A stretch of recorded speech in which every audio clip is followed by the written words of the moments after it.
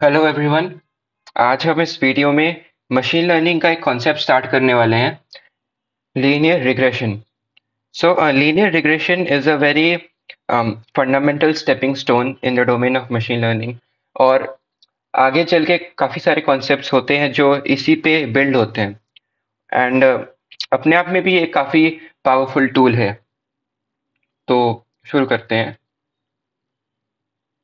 Linear regression. तो पहले ये देखते हैं कि हम यहाँ पे करना क्या चाह रहे हैं। आइडिया ये है कि सपोज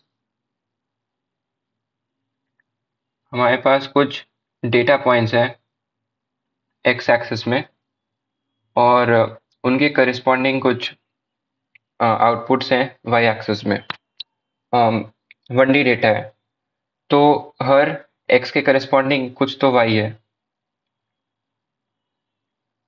तो ऐसे हमारा डेटा स्प्रेड हुआ रखा है। तो यहाँ पे लीनियर का सिग्निफिकेंस ये है कि हम इस केस में 1D डेटा के केस में ये मीन कर रहे हैं कि y को जो स्ट्रेट लाइन का फॉर्मूला होता है y equals to m x plus b, इस फॉर्म में हम एक्सप्रेस करने की कोशिश कर रहे हैं डेटा को। हमें नहीं पता कि डेटा और उनके जो करस्पॉन्डिंग आउटपुट्स हैं उनका एक्चुअल रिलेशन क्या है, पर हम उसको बेस्ट प्रेडिक्ट कर सकते हैं एटलीस्ट। जैसे इस केस में हमको दिख रहा है कि कहीं ना कहीं ये इस लाइन के आसपास, डेटा इसी लाइन के आसपास कहीं ना कहीं लाई कर रहा है। तो अगर मुझे एक नया एक्स मिले सपोज यहाँ पे, तो अब मैं इस एक्स को प्रेडिक्ट कर सकता हूँ कि कहीं ना कहीं इसी वाई के आसपास होगा। तो हम ये कोशिश करने की ये चीज कोशिश कर रहे हैं। और रिग्रेशन का मतलब ये है कि हम बैक ट्रैक कर रहे हैं। वो इवेंचुअली आपको समझ आएगा जब हम इसका लॉस फंक्शन डिफाइन करेंगे। तो थियोरेटिकली अगर हम इसको देखें तो इसका मोस्ट जनरल केस लेते हैं कि एक्स हमारा इनपुट है जो एक पी डायमेंशनल स्पेस से आ रहा है। So whenever I write capital X, it denotes a matrix, and small x would denote some data point in that matrix. Her x के करस्पॉन्डिंग एक y है जो हम अज्यूम कर रहे हैं r डायमेंशनल स्पेस से आ रहा है। मतलब ये एक 1D आउटपुट है। यहाँ पे p आप ऐसे समझ सकते हो कि एक सेट ऑफ फीचर्स है और हम हर फीचर को एक डायमेंशन में डिनोट कर रहे हैं। फॉर एग्जांपल हमारे पास प्रेशर है एक डायमेंशन में, एक में वॉल्यूम है, एक में टेम्परेचर है, और हम मोल्स ऑफ गैस प्रेडिक्ट करने की कोशिश कर रहे हैं, कुछ इस टाइप का है। तो कितने भी फीचर्स हो सकते हैं। अगर एक या दो फीचर है तो हमारे लिए इजी होता है ग्राफ में विजुअलाइज कर पाना, पर इन जनरल उससे ज़्यादा भी हो सकते हैं। तो हम हमारा गोल ये है कि हम एक फंक्शन लर्न करना चाहते हैं इसी पी डायमेंशनल स्पेस से आर डायमेंशन तक, जो काइंड ऑफ ये एस्टिमेट करे। मतलब अ, अगर मैं लिख रहा हूँ सपोज ए, तो ये उसकी एक्चुअल वैल्यू है, और ए हैट है मतलब ये ए का एस्टिमेट है। तो ये एक नोटेशन है जो हम फॉलो करेंगे। तो हम वाई का एस्टिमेट लर्न करने की कोशिश कर रहे हैं, जो आपका एफ एक्स है, और हम अज्यूम कर रहे हैं कि उसका लीनियर कॉम्बिनेशन है। मतलब कुछ beta naught x naught plus beta one x one plus beta two x two, ऐसे ऐसे करके बीटा पी एक्स पी तक। तो यहाँ पे अगर आप नोटिस करो, एक्स जो है, जो आपका डेटा पॉइंट है, वो है एक्स वन एक्स टू, ऐसे ऐसे करके एक्स पी तक, ये एक डेटा पॉइंट है। ऐसे आपके पास मान लो n डायमेंशनल डेटा होगा, तो ये एक ऐसा मैट्रिक्स फॉर्म करेगा। यहाँ पे अगर आप देखो, मैंने वाई हैट का जो फंक्शन लिखा है उसमें एक एक्स नॉट भी एक्स्ट्रा लिखा है। तो ये जो एक्स नॉट है, एसेंशियली हम ये बोल रहे हैं कि यहाँ पे जो मैंने एग्जांपल दिखाया था, y equals to m x plus b, तो यहाँ पे देखिए x जो आपका गिवन डेटा है और उसके साथ एक b भी है। ये हमारा कांस्टेंट है कि ये जो लाइन है, ये लाइन ऐसे भी पास हो सकता है। तो ये जो डिस्टेंस है इसको b कहते हैं। 1D डेटा के केस में ये चीज़ लाइन है, अगर 2D डेटा होता है तो फिर ये चीज़ एक प्लेन बन जाती, तो उस टाइप से है। तो ये जो ऑफसेट है ओरिजिन से, इसको हम इस कांस्टेंट से डिनोट करते हैं। तो एसेंशियली ये जो एक्स नॉट है वो हमारा 1 है। तो मैं इसको सिर्फ बी नॉट भी लिख सकता हूँ।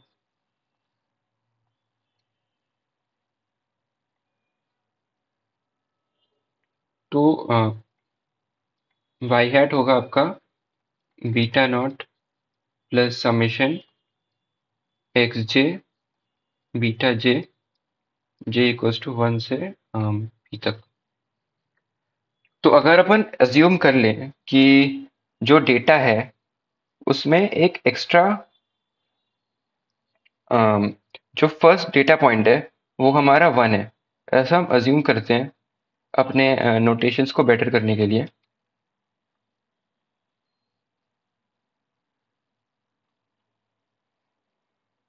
तो यहाँ पे x जो था वो एक n क्रॉस p मैट्रिक्स था। ये मतलब यहाँ पे n डेटा पॉइंट्स थे x1 n तक, और p फीचर्स हैं। यहाँ पे वो चीज़ x n cross p plus 1 हो जाती है, क्योंकि हम यहाँ पे एक और कॉलम ऐड कर रहे हैं। तो फिर अपन ऐसे डिनोट कर सकते हैं y is equals to sigma x j beta j j equals to 0 से p तक, such that x naught is equals to 1। तो ये हमने एज्यूम किया कि हम डेटा को इस फॉर्म में रिप्रेजेंट कर सकते हैं। तो अब हमको फाइंड करना है कि इस फॉर्म में डेटा का बेस्ट अप्रोक्सीमेशन कैसे होगा। तो अपन कैसे करेंगे, तो यहाँ पे आता है रिग्रेशन वाला पार्ट। जो हमारा फाइनल आउटपुट है, सपोज मतलब जब हम ट्रेनिंग स्टार्ट करते हैं तो हमको बीटा की वैल्यू नहीं पता, और हमारा गोल यही है कि हम मशीन को ट्रेन करें कि वो एक बीटा की वैल्यू दे सके जो बेस्ट अप्रोक्सीमेट हो। तो जब हम स्टार्ट करेंगे ट्रेनिंग तब हमको बीटा की वैल्यू नहीं पता होगी। तो अगर ये x है, ये y है, और डेटा कुछ इस टाइप का है, इनिशियली जब हम स्टार्ट करेंगे बीटा की हमने मान लो कुछ तो रैंडम वैल्यू सेट कर रखी है, तो उसके हिसाब से हमको एक इस टाइप का प्लेन मिल जाएगा, लाइन मिल जाएगी इस केस में। अब हमको इस लाइन को बेटर फिट करना है। तो बहुत ही इंट्यूटिव अप्रोच यही है कि just find the distances from these corresponding points, और एसेंशियली हमको ये डिस्टेंस ही मिनिमाइज करती रहनी है। तो अगर हम बीटा को चेंज करेंगे, या तो ये लाइन यहाँ मूव करेगा या यहाँ मूव करेगा। और याद रखिए ये जो डिस्टेंस है वो बी नॉट है। तो इसके थ्रू हम लाइन कितना ऊपर या नीचे अपन वो सेट कर सकते हैं। तो गोल ये है कि ये डिस्टेंस हर पॉइंट से मिनिमम होना चाहिए। तो ये हमारे एक्चुअल y है और ये हमारा y हैट है, सॉरी,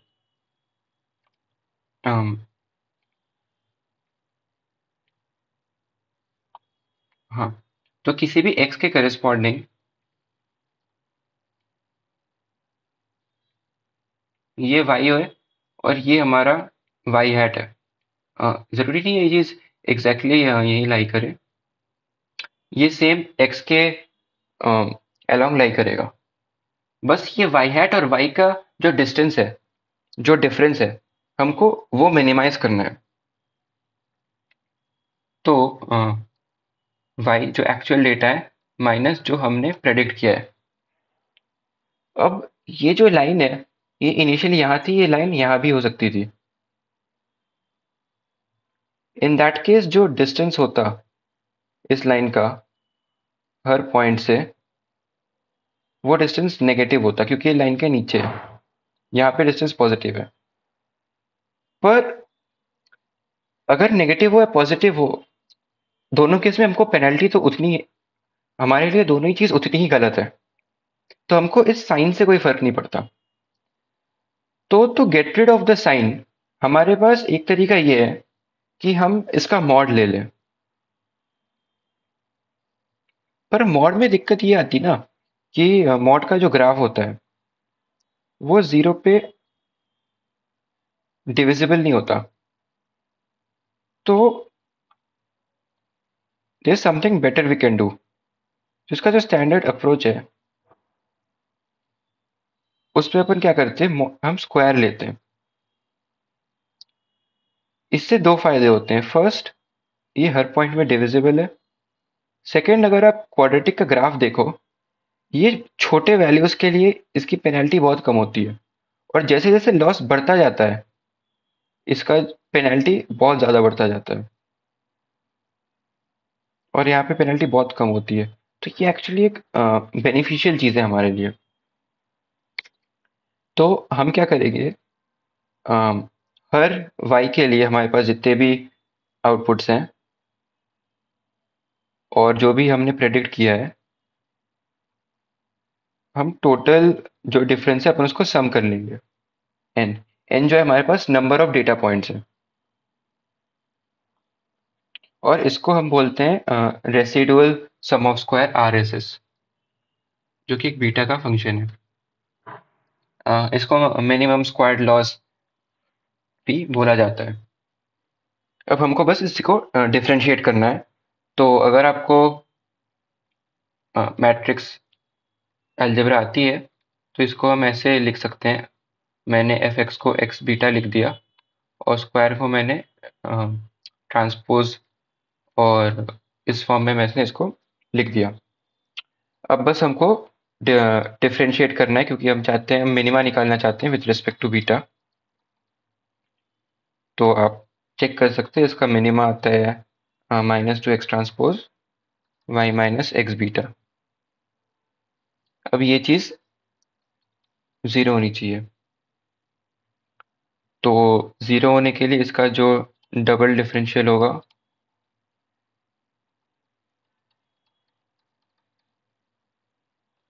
वो पॉजिटिव होना चाहिए। तो हाँ, ये पॉजिटिव ही आ रहा है। तो मतलब ये जो बीटा है, अगर अपन इसको सॉल्व करें, तो ये बीटा हमको मिनिमा दे सकता है। अब यहाँ पे ये चीज़ नोटिस करिए, हमने अज्यूम किया y is equals to x beta. तो हम इससे डायरेक्टली नहीं लिख सकते क्या कि बीटा जो होगा वो एक्स इनवर्स वाई होगा। जिस दोनों साइड एक्स इनवर्स से हमने मल्टीप्लाई कर दिया। इसमें दिक्कत ये है ना कि एक्स हो सकता है इन्वर्टिबल ना हो, तो हम इसीलिए एग्जैक्ट बीटा नहीं निकाल सकते। तो हम क्या कर रहे हैं एसेंशियली, इस प्रोसेस के थ्रू हम बीटा कैप निकाल रहे हैं, ताकि ये जो लॉस है हमारा, ये लॉस मिनिमम हो जाए। ये हमारा मेन आइडिया है ये करने के लिए। तो जब आप इसको सॉल्व करोगे, आपको मिलेगा beta is equals to x transpose x inverse x transpose y. ये एसेंशियली बीटा कैप है, जो एस्टिमेट है हमारा बीटा का।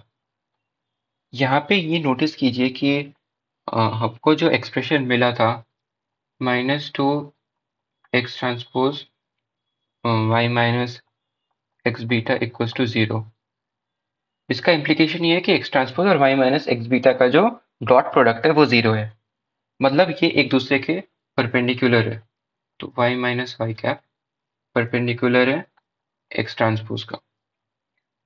मतलब ये कि जो हमारा प्लेन है x का, सपोज ये x1 है, ये x2 है, ये एक प्लेन है बेसिकली,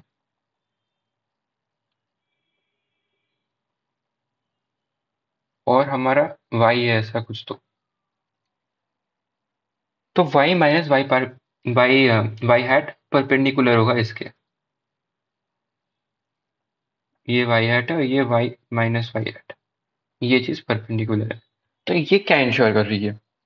ये इंश्योर कर रही है कि हम एसेंशियली x1 और x2 के प्लेन में y का बेस्ट एस्टिमेट निकाल रहे हैं। जो क्या होगा, y का प्रोजेक्शन होगा ना उस प्लेन में।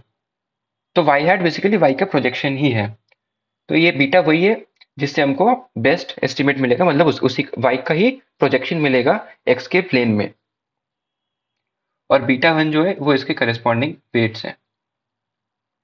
हम अभी और डिटेल में देखने वाले हैं कि बीटा एग्जैक्टली क्या कर रहा है। तो जब अपन लिखते हैं y is equals to x beta hat, तो हम बोल रहे हैं हम इसको यहाँ पे पुट कर सकते हैं। इसको बोलते हैं हैट मैट्रिक्स,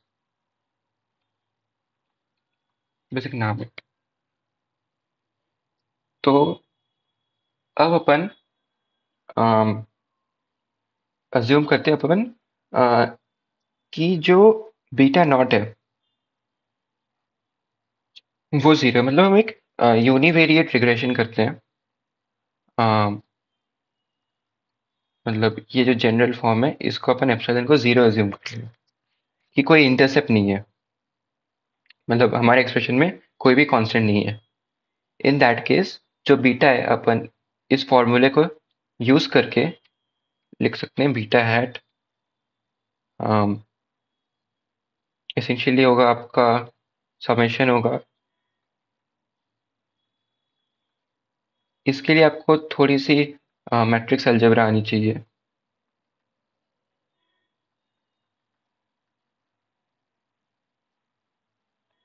मतलब आप ऐसे समझ सकते हो कि ये वाला जो टर्म है ये एक्स ट्रांसपोज वाई को करस्पॉन्ड करता है, और ये वाला term x transpose x inverse को।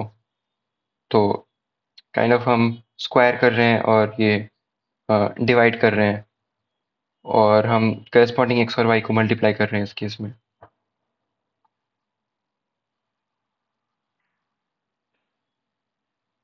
तो इसको अब हम इसका रेसिडुअल डिफाइन कर सकते हैं कि इसका जो ith रेसिडुअल होगा वो होगा ith y minus ith data point और उसका बीटा। तो अब हम इसको और जनरलाइज करेंगे और इसको वेक्टर नोटेशन में लिखेंगे। दैट इज y जो है वो हमारे पास सेट ऑफ डेटा पॉइंट्स है, y1 y2 ऐसे ऐसे करके हमारे पास n डेटा है। और x जो है x1 x2 ऐसे ऐसे करके n डेटा पॉइंट्स है। और हर डेटा पॉइंट, मतलब ये जो x1 है ये फीचर नहीं है, ये एक डेटा पॉइंट है। तो x1 जो होगा ये अपने आप में एक x11 x12 ऐसे कर करके p डायमेंशंस का एक फीचर, एक डेटा पॉइंट होगा। तो अब आप यहाँ पे ट्रांसपोज भी लिख सकते हो चाहो तो। तो यहाँ पे अपन इनर प्रोडक्ट नोटेशन यूज करेंगे, जो कि है मतलब एक्स वाई, मतलब अगर आपको नहीं पता तो इनर प्रोडक्ट नोटेशन में कोई भी A comma B essentially A transpose B. तो काइंड ऑफ हम डॉट प्रोडक्ट कर रहे हैं which is a I B I का समेशन। तो अगर आप उस फॉर्म में लिखोगे तो आपका बीटा हैट है वो होगा आपका एक्स और वाई का डॉट प्रोडक्ट अपॉन एक्स और वाई का इनर प्रोडक्ट अपॉन एक्स और एक्स का इनर प्रोडक्ट। और हर स्टेप में जो इसका रेसिडुअल है वो मैं गामा से डिनोट कर रहा हूँ। गामा होगा y minus x beta cap. तो यहाँ पे आप ये नोटिस करो कि अगर x ऑर्थोगोनल हुआ तो बीटा एसेंशियली डिनोट कर रहा है y के जो भी कंपोनेंट्स हैं x पे, ये वो डिनोट कर रहे हैं। तो यहाँ पे ये चीज़ हो सकता है थोड़ी ऐसी अननेसेसरी लग रही होगी कि हम बस उसको अलग अलग नोटेशंस पे ही डिनोट कर रहे हैं, कुछ नया अपन ने नहीं किया। पर ये वेक्टर नोटेशन इंपॉर्टेंट है हमारे लिए अगले केस में, जहाँ पे हम ले रहे हैं इंटरसेप्ट और एक वन, मतलब सॉरी, ऊपर वाले केस में हमने इंटरसेप्ट 0 एज्यूम किया था। अब हम मान रहे हैं कि इसका कोई इंटरसेप्ट है, मतलब एक्स नॉट इक्वल्स टू 1 वाला केस है। तो अब आप ये चीज़ समझो कि एक फीचर है आपके पास x1 और एक फीचर है x2। अगर हम x1 के साथ एक बीटा 1 एसोसिएट करें और x2 के साथ एक बीटा 2 एसोसिएट करिए एक ही प्लेन में, तो हमको क्या मिलता है, beta 1 x1 plus beta 2 x2। इसमें एक दिक्कत ये है ना कि x2 को आप फिर से डिकम्पोज कर सकते हो इनटू टू कंपोनेंट्स। एक कंपोनेंट जो इस x के अलोंग होगा और एक वो होगा जो x1 के परपेंडिकुलर होगा। तो एसेंशियली आपने क्या किया कि x1 के अलोंग एक और आपने बीटा 2 से स्केल्ड वेक्टर ऐड कर दिया और x2 के परपेंडिकुलर आपने ऐड किया। तो हमारा जो एक्सप्रेशन आएगा वो होगा beta 1 x1 plus beta 2 x2 का एक प्रोजेक्शन, तो 1 प्लस बीटा 2 x। तो ये x1 ये अपने आप में एक वेक्टर है ये, तो x1 के डायरेक्शन में हमको एक एक्स्ट्रा कंपोनेंट भी मिल रहा है। तो इस चीज़ की वजह से प्रॉब्लम हो सकती है ना, तो हम इस चीज़ को ऑप्टिमाइज कर सकते हैं। हम अगर इसको ऑर्थोगोनलाइज कर दें x2 को, मतलब हम सिर्फ इसी कंपोनेंट को कंसिडर करें और बीटा 1 सिर्फ इसी डायरेक्शन के लिए कंसिडर करें, तो फिर ये चीज़ बहुत ऑप्टिमाइज हो जाएगी। हमको एक ही डायरेक्शन के लिए अलग अलग वेट्स नहीं लेने पड़ेंगे। तो हम लोग हर डायरेक्शन के लिए बस एक ही वेट कंसिडर करेंगे। तो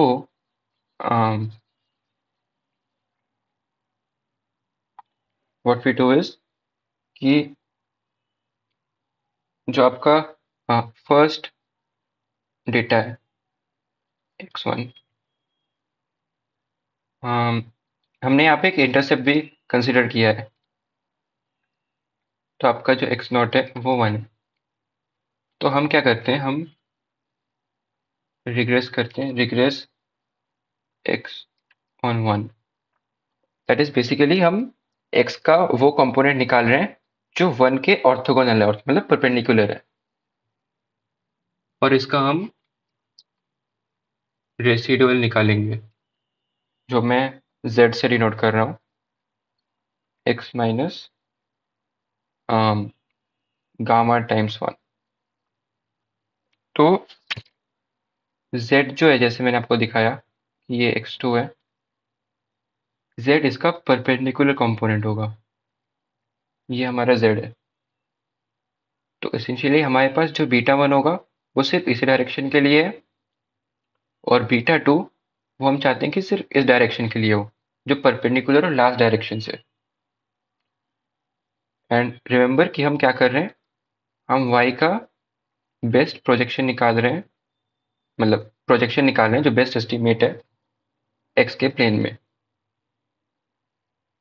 तो यहाँ पे देखिए y हैट वही है जो हमने पहले केस में निकाला था, बस बीटा अलग है। हम ये कर रहे थे कि जो बीटा है जो हमने ऊपर निकाला था, तो उसमें से बीटा रिपीट हो रहा था एक ही डायरेक्शन के लिए। यहाँ पे हमने उस चीज़ को ऑप्टिमाइज किया और हम एक बीटा सिर्फ एक ही डायरेक्शन के लिए यूज कर रहे हैं।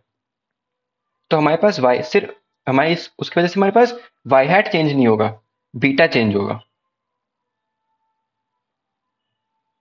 और ये बहुत ही ऑप्टिमाइज तरीका इसलिए क्योंकि हमको क्लियरली समझ आ रहा है कि हमारे पास कौन सा डायरेक्शन कितना इंपॉर्टेंट है। तो ये जो परपेंडिकुलर कंपोनेंट होगा वो एसेंशियली है आपका, ये जो मतलब आप वेक्टर सम लिख सकते हो कि x2 जो है वो आपका x1 प्लस जेड होगा, तो z जो है हमारा x2 माइनस x1 होगा। तो मैंने यहाँ पे वही लिखा है कि जब अपन फर्स्ट स्टेप क्या करेंगे, हम x को 1 पे रिग्रेस करेंगे क्योंकि 1 हमारा पहला कॉलम है, और फिर आपको रेसिडुअल मिलेगा x minus gamma times 1 gamma.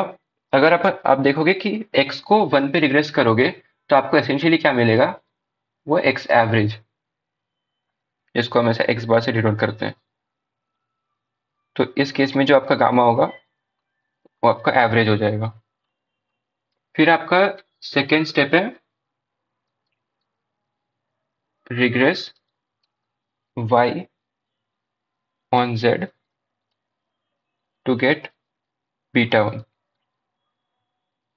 अच्छा, डायग्राम में ये चीज़ x नॉट है और ये चीज़ x1 है। अगर आप इसके साथ रिलेट करना चाहो तो x नॉट जो आपका 1 वाला वेक्टर है और इसका ये बीटा नॉट है और ये बीटा 1 है, अगर आप इसके साथ रिलेट करना चाहो तो फिर अपन ने y को इस पर रिग्रेस किया तो हमको बीटा 1 मिलेगा। तो हम what we are trying to do is we are finding the contribution of x after using 1 to explain the output। मैंने हमने ऑलरेडी 1 का जितना भी कंट्रीब्यूशन हो सकता था फाइनल आउटपुट को एक्सप्लेन करने में, हमने वो निकाला, उसके बीटा नॉट निकाले, और फिर जो रिमेनिंग x है हम उसकी कंट्रीब्यूशंस को एक्सप्लेन कर रहे हैं बीटा हैट के थ्रू। अब हम इस चीज को जनरलाइज करते हैं और अब ऐसे p डायमेंशनल हमने फीचर अज्यूम किए थे, तो अब ऐसे एक x2 होगा, फिर हमको वो x2 का कंपोनेंट चाहिए जो z और x नॉट दोनों के परपेंडिकुलर हो, क्योंकि हम ऑलरेडी z और x नॉट वाले डायरेक्शन में जो भी कंपोनेंट्स थे उससे हमने एज्यूम उससे अपन का उसका जो कंट्रीब्यूशन था वो हमने निकाल लिया है। तो हमको वो कंपोनेंट चाहिए जो दोनों के परपेंडिकुलर हो। तो अगर आपने ग्राम्स में ऑर्थोगोनलाइजेशन पढ़ा है, ये उससे काइंड ऑफ सिमिलर ही है। तो इसका एल्गोरिदम ये होगा कि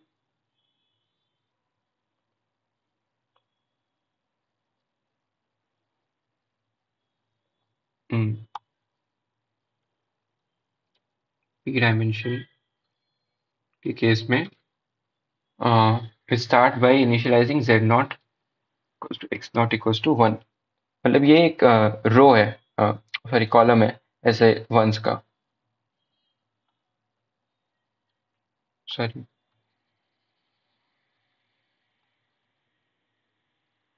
और हम लूप चलाएंगे on j for all dimensions 1 से p तक, and then what we do, we regress xj उसका jth component on z naught. फिर हम इस चीज़ को z1 पे करेंगे, ऐसे ऐसे करके zj माइनस 1 तक ही चलेगा, और हर स्टेप के लिए हम इसका गामा निकालेंगे।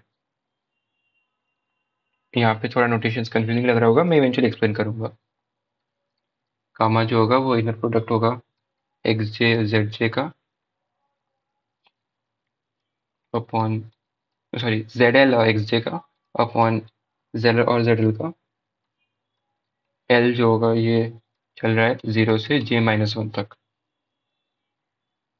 उसके करेस्पॉन्डिंग हमको रेसिडुअल्स मिलेंगे zj, जो होगा आपका xj minus summation of gamma की j z k equals to 0 से j माइनस 1 तक। और फिर हम रिग्रेस करेंगे y on zp to get beta p, जो एसेंशियली था आपका zp times y upon zpy का ऑर्डिनल प्रोडक्ट अपॉन zp और z। तो हम बीटा p अब मैं आपको एक्सप्लेन करता हूँ। एसेंशियली हमने क्या किया, जो बीटा पी है वो हमारा pth डायमेंशन का वेट है, गिवन दैट p-1 तक के जितने भी डायमेंशंस थे हमने हर डायमेंशन का वेट ऑलरेडी निकाल लिया है। दैट इज कि x1 को जब आप z0 पे रिग्रेस करोगे तो आपको रेसिडुअल x1 मिलेगा। तो यहाँ पे देखिए हम सब्ट्रैक्ट कर रहे हैं, मतलब ये xj का कंपोनेंट था जो मैंने डायग्राम पे दिखाया था, उसमें से हमने जो ये वो डायरेक्शन है जिसके वेट्स हमने ऑलरेडी निकाल लिए हैं। तो ये डायरेक्शन में इसका जो कंट्रीब्यूशन होगा, जो इसका प्रोजेक्शन होगा, हमने इस प्रोजेक्शन को सब्ट्रैक्ट किया है। ये आपका सिग्मा गामा के जे जेड के वाला टर्म, इसको सब्ट्रैक्ट करके हमको इसका परपेंडिकुलर कंपोनेंट मिलता है जो हमारा जेड जे है। तो हमने x1 को z0 पे रिग्रेस किया, हमको वो z1 मिला। फिर हम जो अगला डेटा पॉइंट होगा वो z0 और z1 दोनों से परपेंडिकुलर होना चाहिए। तो उसको अपन z0 और z1 दोनों से करेंगे, फिर हमको z2 मिलेगा, अगला ऑर्थोगोनल डायरेक्शन। हम ऐसे ऐसे कंटिन्यू कर रहे हैं और हर डायरेक्शन के वेट का जो कंट्रीब्यूशन है हम अलग से निकाल रहे हैं। तो fine, that is it for this video. अगर आपको कोई भी डाउट है तो आप कमेंट्स में लिख सकते हो, कोई भी सजेशन है इम्प्रूव करने के लिए, या फिर कोई टॉपिक है जो आप देखना चाहोगे अगले वीडियो में, या फिर अगर आपको ये नोट्स चाहिए मैं वो भी शेयर कर सकता हूँ, आप कमेंट कर सकते हो। ठीक है, अगर आपको अच्छा लगा तो सब्सक्राइब कीजिए, लाइक कीजिए और शेयर कीजिए, क्योंकि इतना डिटेल में और इतनी मैथमेटिकली बहुत कम ही वीडियोस अवेलेबल हैं। तो thank you, thanks for watching.